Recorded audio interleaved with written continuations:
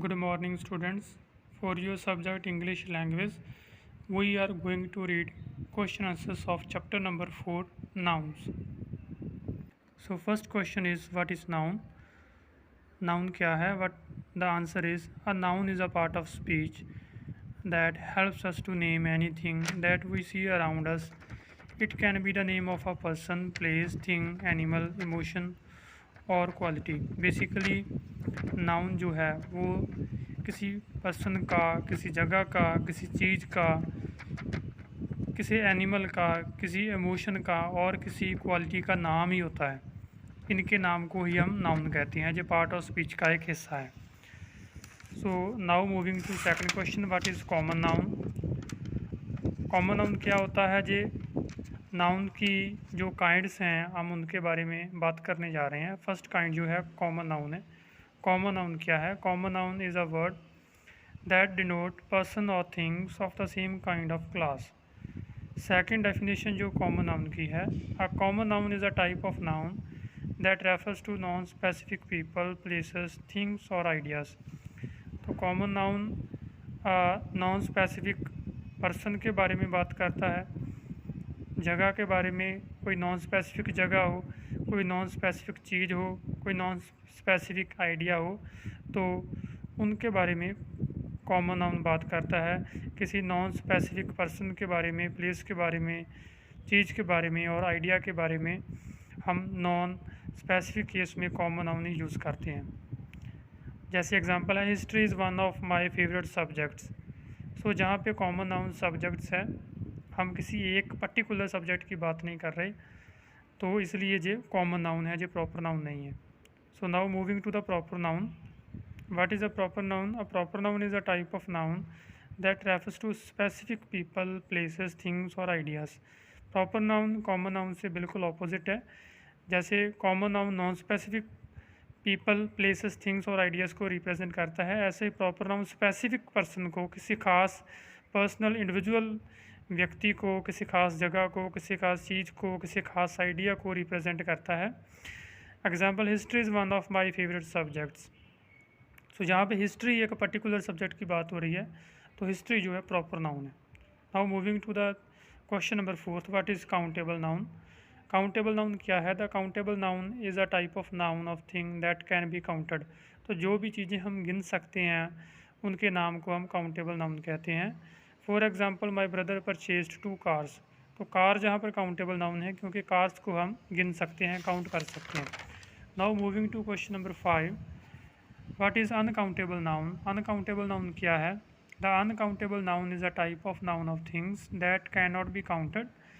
Uncountable noun हम उस चीज़ों के बारे में यूज़ करते हैं जिनको हम काउंट नहीं कर सकते, उनके उनके नाम को हम अनकाउंटेबल नाउन कहते हैं। जैसे एग्जांपल है, he has large amount of milk. उसके पास बहुत सारा मिल्क है। तो मिल्क जो है एक अनकाउंटेबल नाउन है, जिसे हम काउंट नहीं कर सकते, तो इसीलिए मिल्क अनकाउंटेबल नाउन है। जो भी चीज़ें हम गिन नहीं सकते वो सभी उनके नाम अनकाउंटेबल नाउन ही होंगे। Now moving to question number 6, what is collective noun? Collective noun क्या है? Collective noun refers to several members of the same group. तो जो कलेक्टिव नाउन होता है वो ग्रुप की बात करता है, कलेक्टिविटी की, किसी क्लास की बात करता है, किसी इंडिविजुअल की बात नहीं करता। काफ़ी लोगों से, काफ़ी चीज़ों से अगर कोई ग्रुप बनता है, कोई चीज़ बनती है, तो उसके नाम को हम कलेक्टिव नाउन कहते हैं। For example, India has biggest army in the world. तो आर्मी सोल्जर्स से लेकर बनी है, तो इनका एक ग्रुप बन गया जिसको हम आर्मी कहते हैं। तो सभी सोल्जर्स को कलेक्ट किया और आर्मी बन गई, इसीलिए ये कलेक्टिव नाउन है। तो जो भी चीज़ें कलेक्ट करके एक ग्रुप बनता है तो उसे हम कलेक्टिव नाउन कहते हैं। Now moving to question number 7, what is abstract noun? Abstract noun represent things that can not be seen और टच्ड। एब्स्ट्रैक्ट नाउन जो होता है उसमें वो चीज़ें आती हैं, उन चीज़ों का नाम होता है जिन चीज़ों को हम देख नहीं सकते और टच भी नहीं कर सकते। हम अपने 5 सेंस ऑर्गन से उनको एक्सपीरियंस नहीं कर सकते। उन जो चीज़ें होती हैं उनके नाम को हम एब्स्ट्रैक्ट नाउन कहते हैं। एग्जांपल है, honest is the best policy.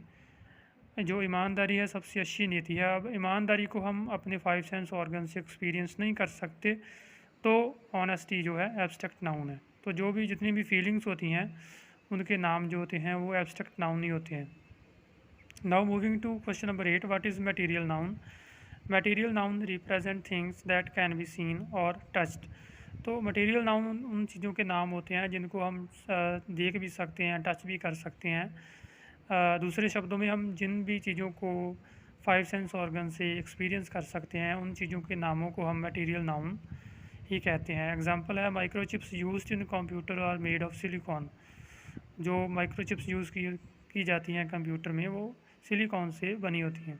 तो सिलिकॉन जहाँ है मटेरियल नाउन है क्योंकि हम इसे देख सकते हैं और टच भी कर सकते हैं। Now moving to question number 9, what is compound noun? This is the last kind of noun. Compound noun क्या है? Compound nouns are multi word nouns that are often formed with the help of hyphens. तो जो single word noun नहीं होते, हमने पहले जो mention किए थे वो सभी सिंगल वर्ड नाउन थे। अब जो मल्टी वर्ड्स नाउन होंगे, ये 2 वर्ड्स के नाउन होंगे, बीच में हाइफन का यूज़ किया होगा। The vice chancellor of the university has resigned. जो यूनिवर्सिटी के वाइस चांसलर थे उन्होंने रिज़ाइन कर दिया। तो ये एक वर्ड से नहीं यूज़ बन रहा, जो मल्टी वर्ड से बन रहा है, इसलिए इसका नाम कंपाउंड नाउन है। तो जहाँ पर वाइस चांसलर जो है वो कंपाउंड नाउन है। So students, I hope you have gone through all the question answers and we have already explained the topic in the class. So now you have to write down all the question answers on your fair copy. Thank you so much.